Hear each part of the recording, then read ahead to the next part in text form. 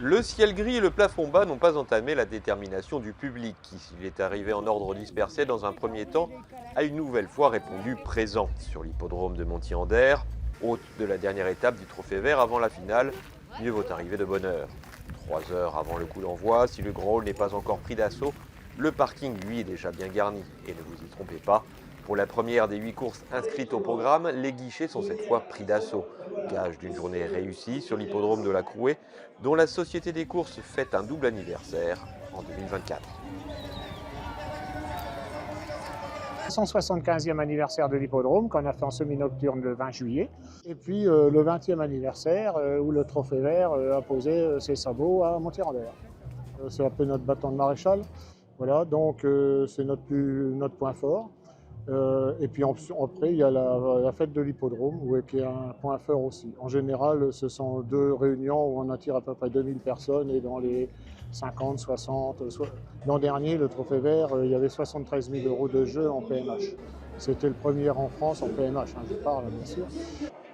Un record effacé des tablettes cette année, et ce malgré les caprices de la météo, avec plus de 79 000 euros de mise en PMH et 2025 entrées relevées.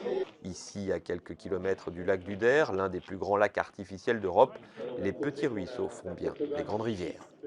Je regarde les jockeys, les chevaux, leurs performances, et je fais confiance un peu à mon intuition.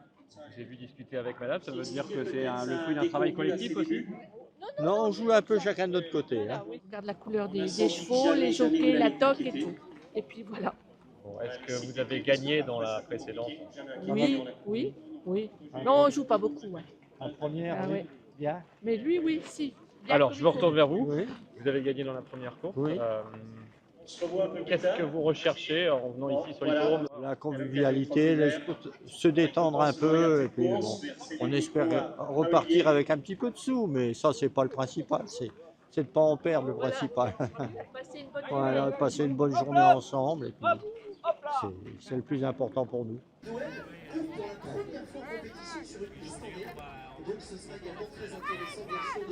Et doucement, on est sous les ordres. Au départ. Montez. Nous avons à peu près 800 parieurs. 800 parieurs, puisqu'on fait du trône à des partants, 800 parieurs qui sont continuellement sur l'hippodrome. Ces 800 parieurs-là, c'est comme dans un casino, quoi. Il y en a qui perdent, 15 jours après, ils regagnent.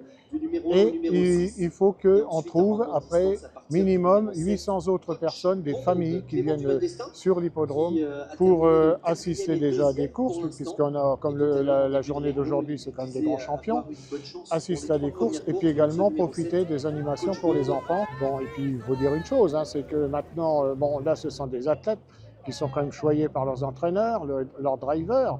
Dans les cirques, on ne voit plus d'animaux. Au moins ici, on voit des champions, on voit les drivers aussi, les entraîneurs sont plus accessibles qu'à Vincennes ou Enghien, où il faut un laisser-passer ou une carte, tandis qu'ici, ils vont les côtoyer devant le box.